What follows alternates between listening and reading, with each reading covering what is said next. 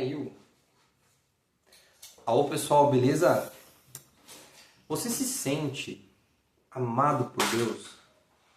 Fala a verdade, às vezes esse entendimento do amor de Deus com a nossa vida pessoal, a nossa vida diária, às vezes não é tão fácil a gente se sentir, a gente ter essa percepção do amor de Deus na nossa vida. Às vezes dá a impressão que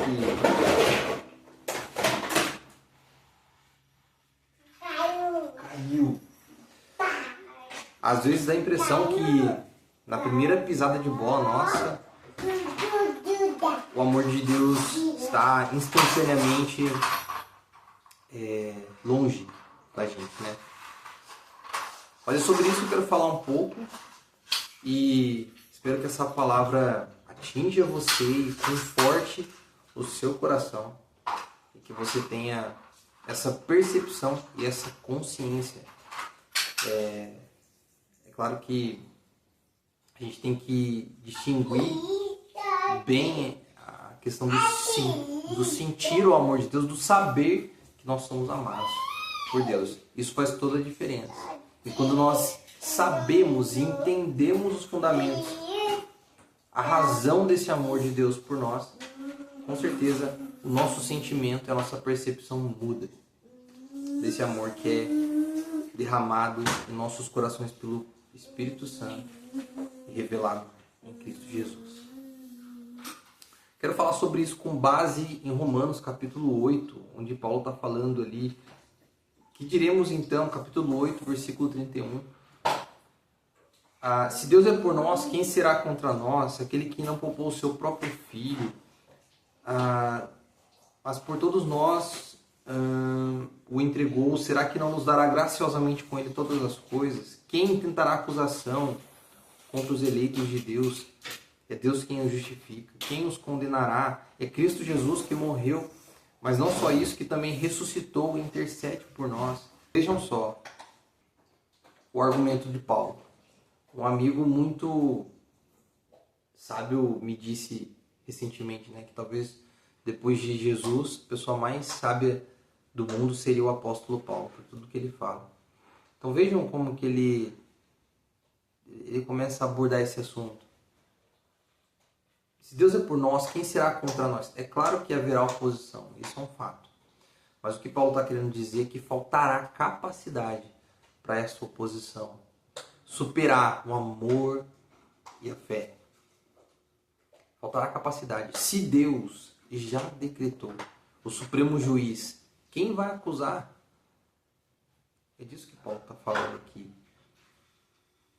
Se ele não poupou o seu próprio Filho Jesus Cristo, ele não fez vistas grossas ao pecado. Ele não poupou o seu próprio Filho por amor a nós. Qual que é a lógica por trás desse argumento? Se aquilo que era mais precioso, que a gente não conseguiria nem estimar o valor, que é o valor do Filho de Deus, ele não vai nos dar as outras coisas também. Mas então o argumento de Paulo, ele muda um pouco no versículo 35. Quem nos separará do amor de Cristo? Quem nos separará desse amor? Será a tribulação, ou a angústia, ou a perseguição? Paulo traz a realidade aqui da vida nua e crua. Paulo mostra que esse amor de Deus por nós, ele não é uma certificação de que não teremos dores e sofrimento e batalhas e lutas. Não é uma proteção, uma camada ali do amor de Deus que a gente não vai sofrer, não vai ter dificuldades na vida. Isso é uma coisa que nos conforta, porque quantos de nós, todos nós passamos por lutas, dificuldades e independente disso tudo, o amor de Deus, ele não se afastará de nós por conta dessas coisas.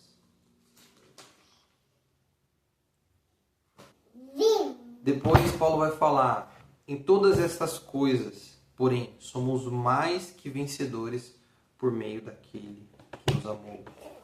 Então, o amor de Deus não é uma imunidade à dor, às lutas, ao sofrimento. A realidade dura da vida.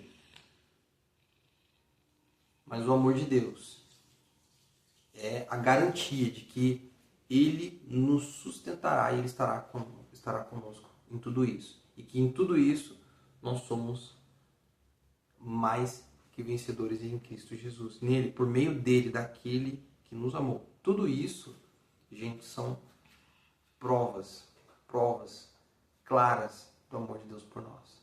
A entrega de Jesus Cristo por nós, sofrendo o peso do nosso pecado. A justificação, a libertação, a garantia do amor de Deus, mesmo no meio da dura realidade da vida. E por fim, Paulo vai dizer: porque eu estou bem certo de que nem a morte, nem a vida, nem potestades, nem anjos, nem altura, nem profundidade, nada disso poderá nos separar do amor de Cristo que está em Cristo, do amor de Deus que está em Cristo Jesus.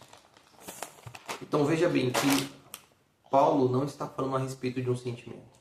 Ele está falando de provas de Deus, provas do amor de Deus para com as nossas vidas, os filhos de Deus.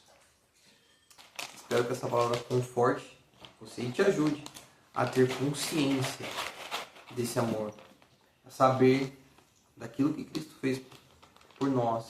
Essa é a maior prova de amor. Às vezes é difícil para a gente assimilar isso, mas mergulhando nas palavras dele e olhando para essa prova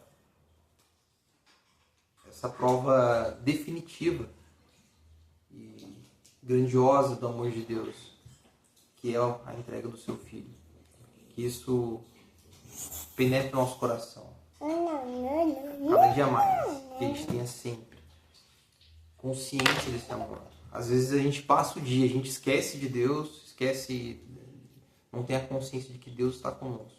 Mas nem isso, nem a nossa falta de consciência, nem a nossa consciência que acusa a gente, muitas vezes, ela é suficiente para nos separar desse amor que está em Cristo Jesus. Deus abençoe. Valeu.